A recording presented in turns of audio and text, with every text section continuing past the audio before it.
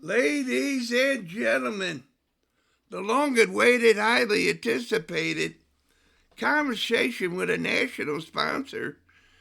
We just call him Ziggy. He'll tell you more at the United States National High School Champions League starting 11.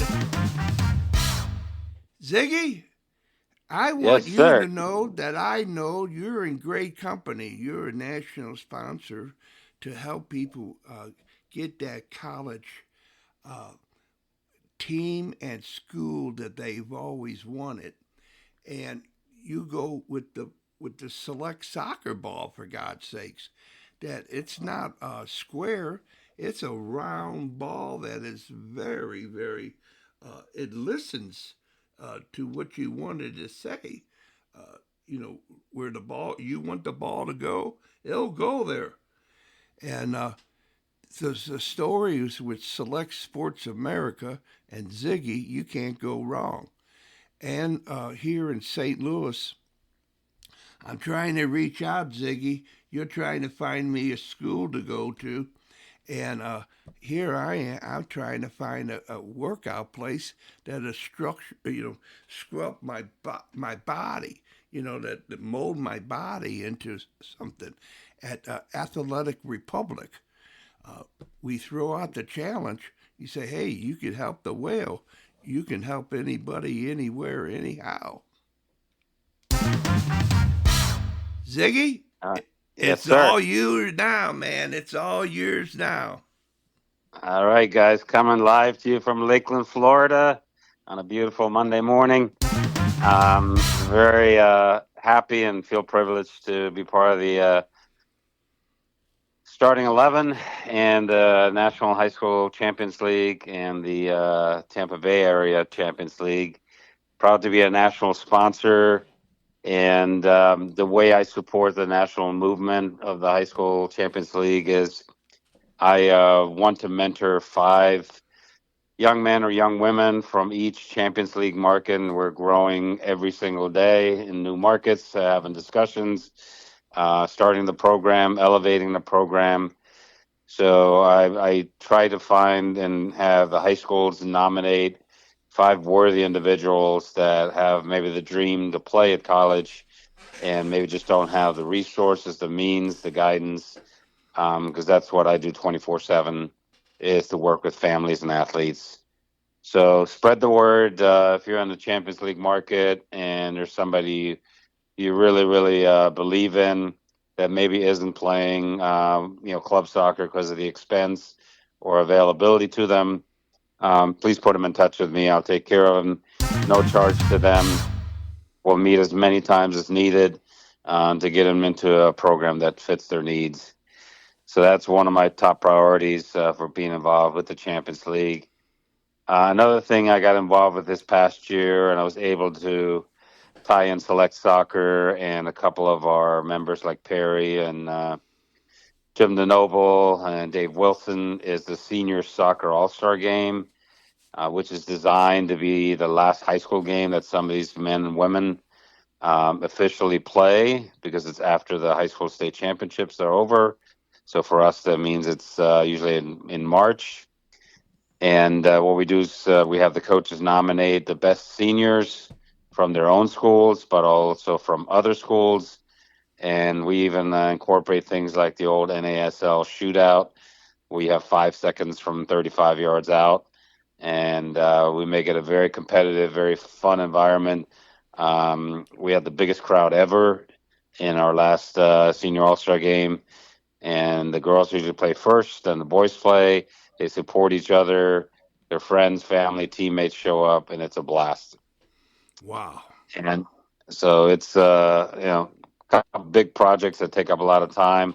But just like the Champions League, it's all based on volunteers, sponsors, and people that love the game and want to provide this opportunity to these young men and women. I was fortunate enough to incorporate select soccer into the senior all-star game. They provided fantastic looking custom uniforms. They helped us with some awards for the MVPs and the coaches awards. We're able to take care of some volunteer gifts. which we can never pay them what they're worth or reward their time and contribution. So we try to make them look good, make them feel important. Also, along the same lines, is I do have a lot of social media posts and try to educate people on the do's and don'ts of college recruiting. A lot of people just aren't aware how they sometimes kind of cut themselves off the knees by sending really impersonal emails or having bad social media or starting too late or only looking at a certain level like D1 or bust. So we try to educate them on the pitfalls of doing those things and how having a different strategy can really help them with the exposure that they need to get looked at by college coaches. And last but not least, I want to kind of give my perspective on how I feel high school soccer fits into the college recruiting picture. Because obviously, clubs and tournaments make big money and are big pieces of having people fly in from all over the country to be recruited. Certainly, that's a part of it. But I think in terms of putting on quality events like the Champions League, the Senior All Star Game, the camaraderie high school builds, the team spirit, the sportsmanship, and we've got a great local and national sponsor in the Contra Kings that do a phenomenal job with social media exposure, interviewing players, and covering the games. And they put a phenomenal video together. And I think Kevin or Jim might have shared this with you guys. And it's a low to no cost to play high school. You're playing for our high school, you're playing for your classmates, your teammates, you're playing for the badge, which isn't always present at the club level, where it's sometimes all about me or it's all about winning and losing. Certainly, that's part of the realities of sports. But for me, high school is the purest form of soccer that you witness.